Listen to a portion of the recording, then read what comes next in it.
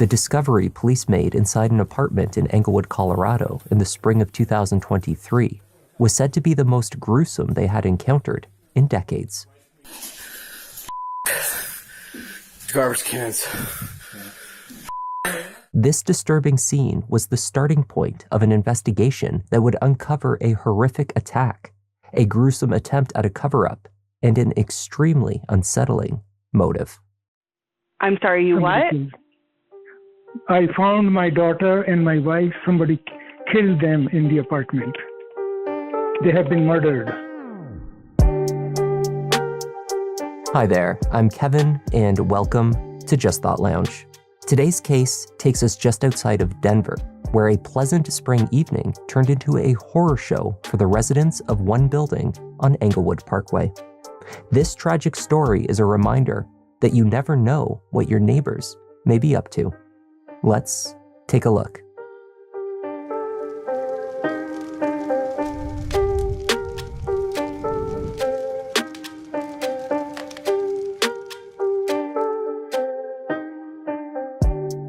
Englewood, Colorado is a city in the Denver metro area, close to both the downtown and the Rocky Mountains.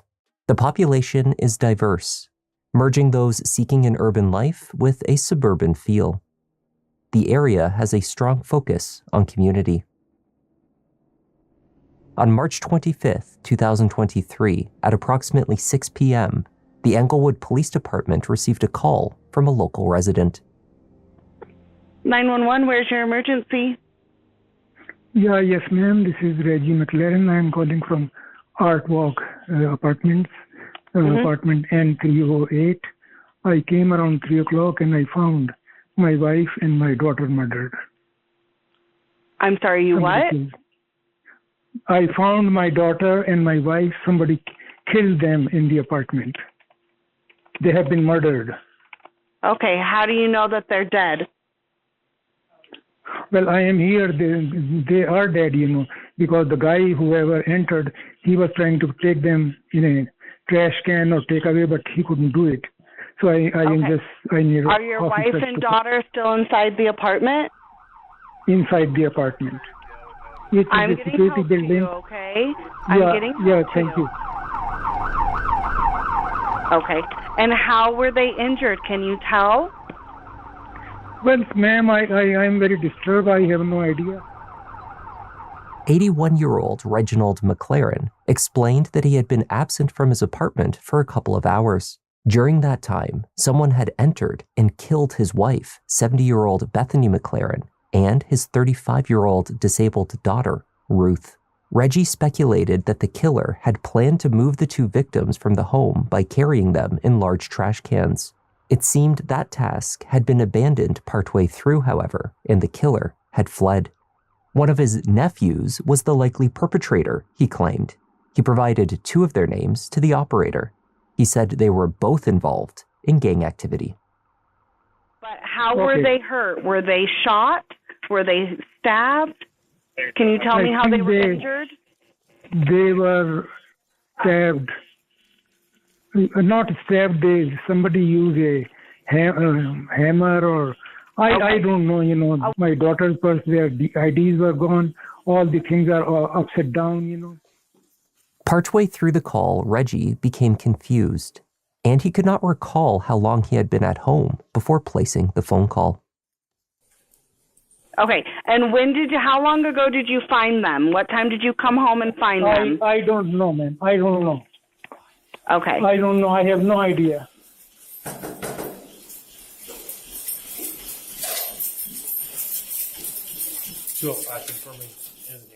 And you're in N as in Nancy? You go? Yeah. Step outside.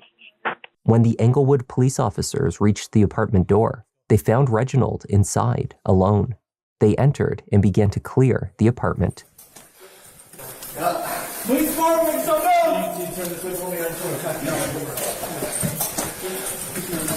Right me. I'm with you, Brian.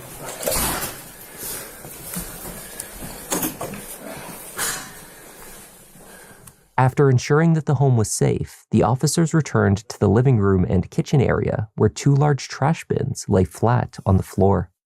one just inside the door, and the second slightly further into the room near the sofa.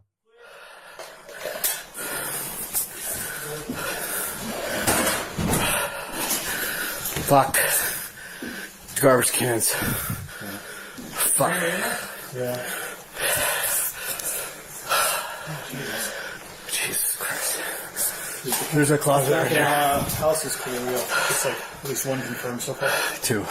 You have two of them? There's two. You want that one too? Yep.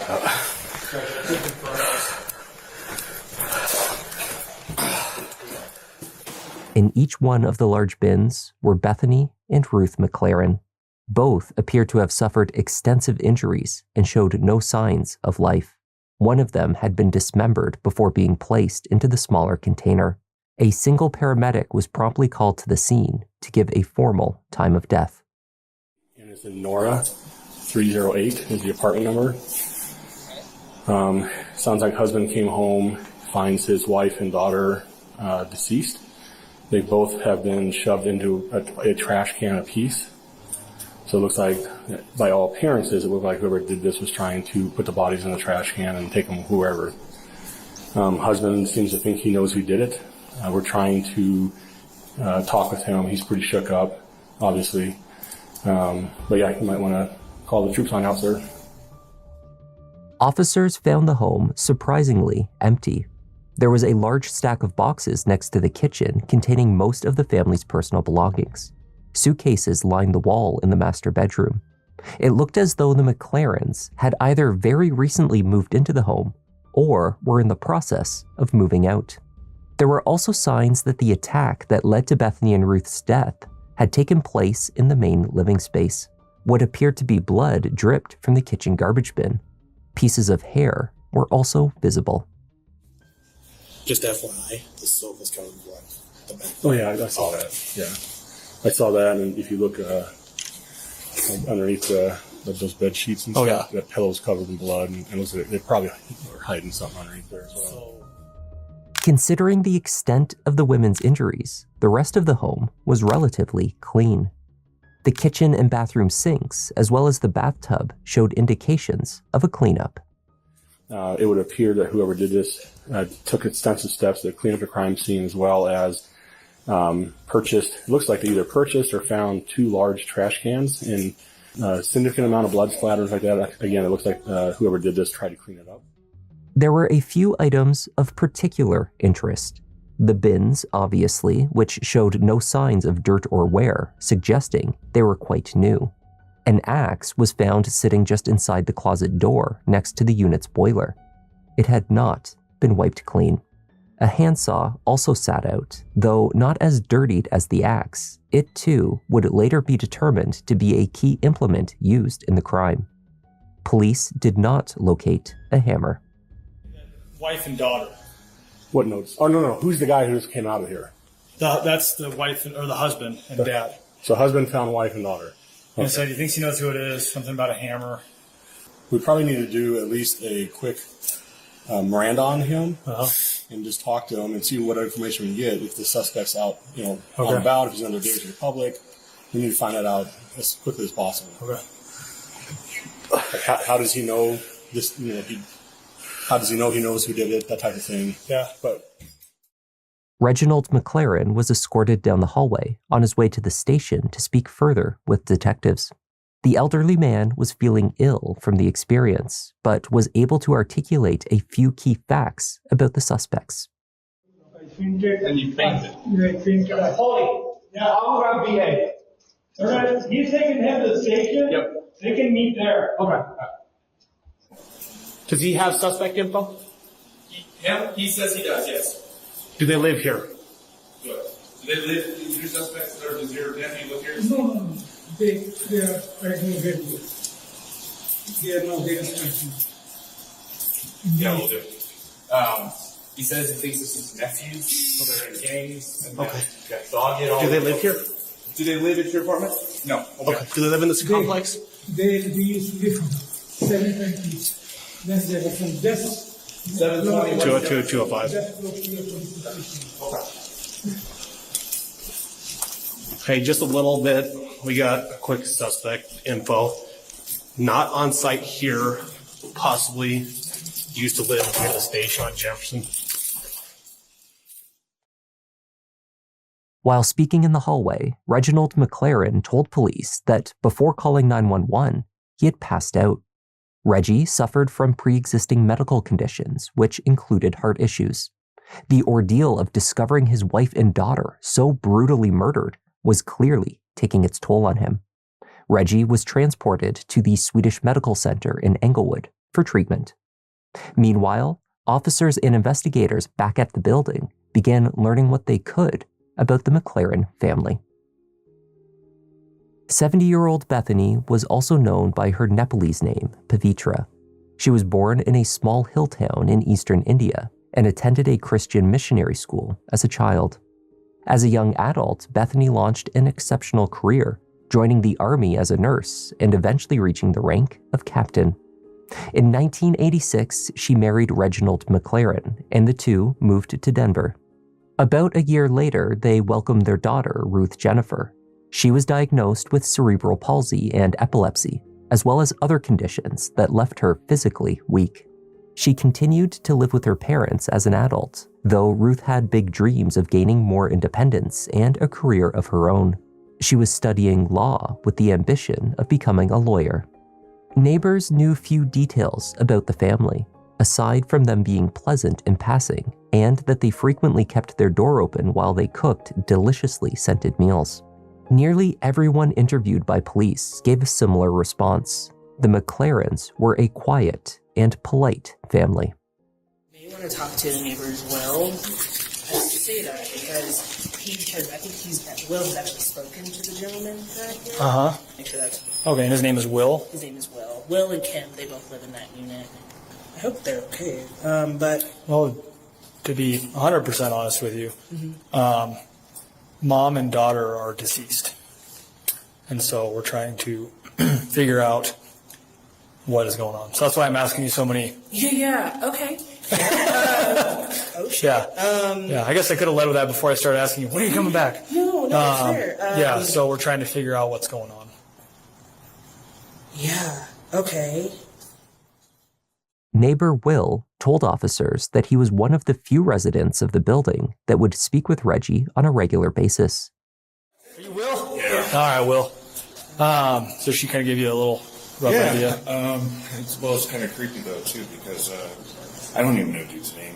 Sure. A day or two earlier, the older man told Will that he was moving out of the building that Saturday, the same day that he would instead find his family murdered. Curiously, Will had seen Reggie come and go from the building that morning without any boxes or belongings. He showed no signs of moving from his apartment. He came over to me the other day while I was smoking in the garage, and he was like, can you do me a favor? We're moving up on Saturday. And I was like, okay. And then he was like, if it's after hours, can I drop off the keys to you? And I was like, okay. I told him my apartment number. And then we saw him walking around this morning, and then I hear all this shit, and it's like... Okay, what time? Not only was Reggie not showing signs of moving out as he had planned, there was one other unsettling aspect of his conversation with his neighbor. When he spoke to Will about his plans, he used the singular in his description. He was moving away, not they. But it did say I'm going overseas, so I didn't... Like I'm as in singular? Yeah, it seems singular and it said that. So. Okay. A neighbor from across the hallway reported seeing Reggie leave his apartment just before 4 p.m. that afternoon. He walked out to his vehicle, only to return a moment later. She found it odd that he locked his apartment door for such a short trip. Perhaps he had simply forgotten something. The timing of that trip was deeply suspicious. Officers on scene began voicing doubts that the day's events had unfolded as they were told. It did not appear likely that the scene inside the apartment, from dismemberment to cleanup, could have occurred within a period of only 2 hours. I didn't see if there was any warmth to them or not, but... I didn't either. I don't think this was done in 2 hours. In addition, Reginald had claimed to have been absent from his home for some time before discovering his wife and daughter. Officers now had a witness who claimed that he had never actually left. We need to find his car. Are you good? Need to find a car? We need to find a car. Why? Around 3:55 today, she was going to the store. She saw him walk to the car. He had locked the door, walked to the car. Doesn't know what he did in the car, but he came back. What kind of car is it? It's a white sedan, possibly on the same floor that we're at. They have a... Go look for it. The neighbor assisted officers in locating Reginald's vehicle in the building parking lot. When they took a look inside, they found the back seats pushed all the way down, most likely to accommodate a large object. Yeah, but I don't even know if that's it because it had 2 American flags up here. But it looks like this model. But that's my car. It's flat. Stay with this car, don't let me touch it. Yep.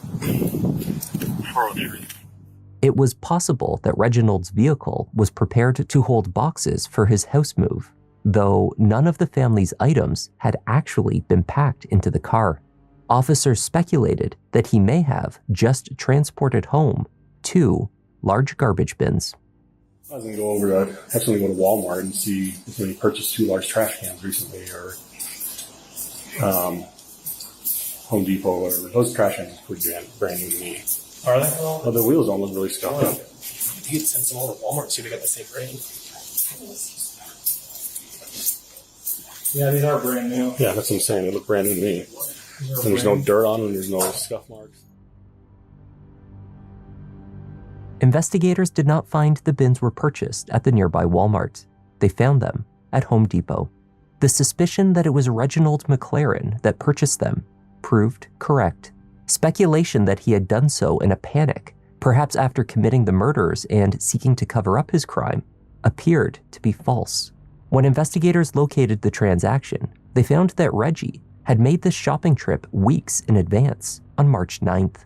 They spoke with the employee who processed the sale.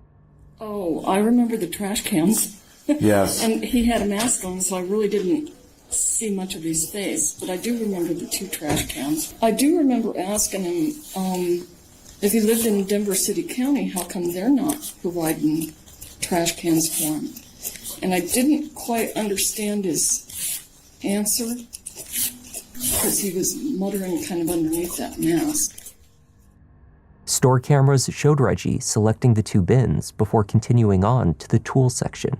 There, he pulled a handsaw from the rack and carried it with him to the checkout. The transaction receipt shows that he also bought a handsaw. Did he say what the purpose of the handsaw was? No, and I didn't ask him Okay. about the saw. He wasn't impatient like with me carrying on a conversation, trying to get out Right. quickly. He just kind of seemed like a normal old man. Not in a hurry.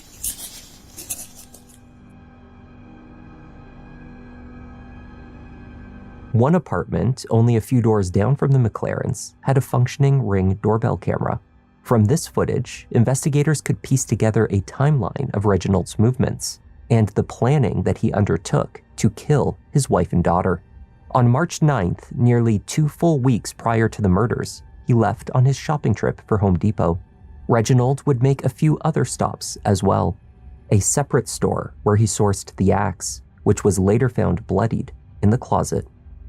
Police would also recover 2 new gas canisters, assumed to have been purchased as part of the scheme, though never put to use. On the morning of March 25th, hours before he would call the police to his home, Reginald made a few short trips from the apartment, often carrying a small object, likely keys, in his hand. Just as witnesses had described, he did not appear to be moving out. He was not carrying large objects. Officers would find, however, that he had been disposing of evidence. In the building's dumpsters, they made a discovery. I'm going to hand you bags. You got a knife? I got a knife. We're going to cut bags, start going through them. Oh. 205. Hey, I found a cut-up Social Security card for a Bethany McLaren and a partial cut-up Colorado ID that appears to be the same in this dumpster down here. After sifting through mounds of trash, officers found most of the pieces of Bethany and Ruth McLaren's IDs, the same ones that Reginald had noted were missing on his 911 call earlier that day. It was deduced that Reggie cut up and disposed of the IDs as a fake motive for his family's killings, which he planned to pin on his nephews. The neighbor's doorbell camera caught Reggie returning to his apartment that day for the last time at 4:57 p.m. He would place the call to emergency services roughly an hour later. Only 3 hours after Reginald called the Englewood PD to his home, detectives sat down with him to discuss what they had learned. They found him at the Swedish Medical Center receiving treatment. Though the elderly man kept up his story about his ill-intentioned gangbanging nephews for several hours, he conceded quickly when confronted. Reggie explained that he had been employed at Hospital Shared Services, but had recently been let go. Unemployed and with no prospect for more work, he had no money left and was facing eviction from his home. Rather than see his family homeless, he killed them. As part of his work, Reginald routinely interacted with homeless people, he said. He knew what a miserable life it was.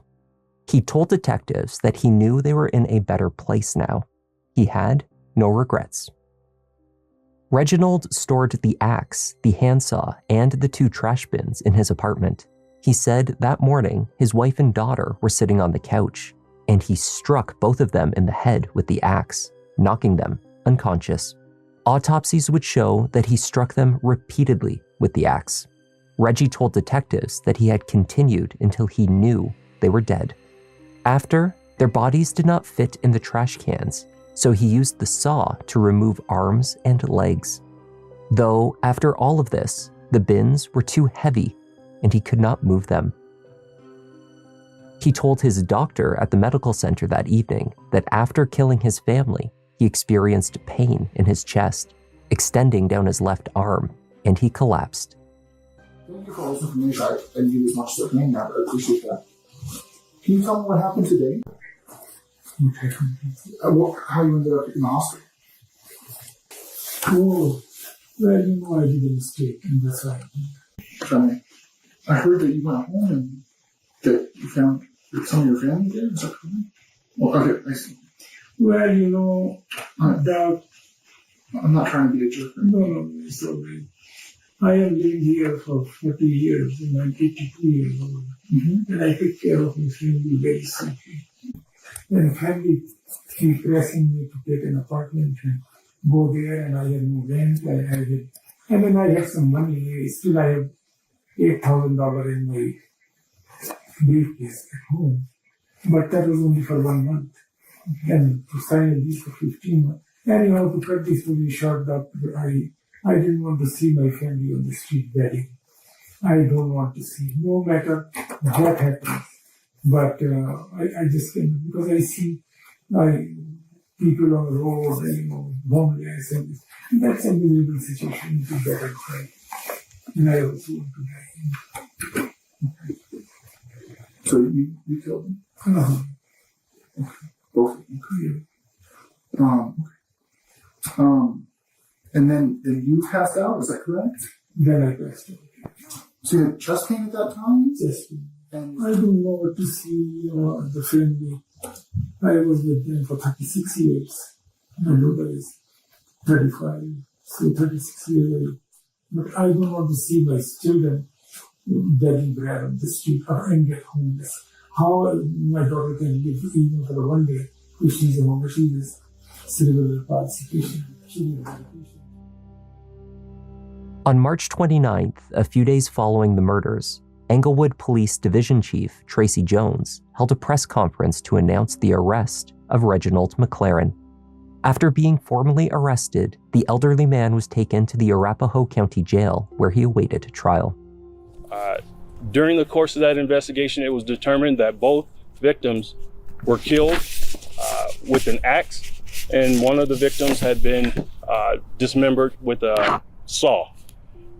You know, some of our detectives have been detectives for 20 years, and they described this as one of the most gruesome crime scenes that they've ever been a part of. Our officers who responded, obviously we're taking their mental health into consideration, and we're getting them all the help and resources that they need. Have you guys, through investigation, been able to determine the credibility of his statement that they were going to be homeless that day? I think that is all part of the investigation that we're trying to determine if that was in fact the case. Reginald pleaded not guilty to 2 charges of first-degree murder, 2 counts of tampering with a deceased human body, as well as false reporting. He went to trial in June 2024. Reggie's defense argued that he had obviously not been thinking clearly in March 2023. Witnesses testified that they noticed him distraught, irrational, and incoherent around the time of the deaths. Furthermore, he truly believed that his family was in deep financial trouble when that was not, in fact, the case. The McLarens had insurance, savings, some income, and were up to date on bills. They likely would have been just fine. Reginald McLaren was found guilty on all counts. On July 10th, 2024, he was given 2 consecutive life sentences without the possibility of parole. The prosecution had a very good case, and they just reiterated all the pre-planning that had gone into these murders. He had purchased the axe, the saw, and the trash cans. I think I was hoping to try to understand why these 2 murders had occurred, but I left without any answers.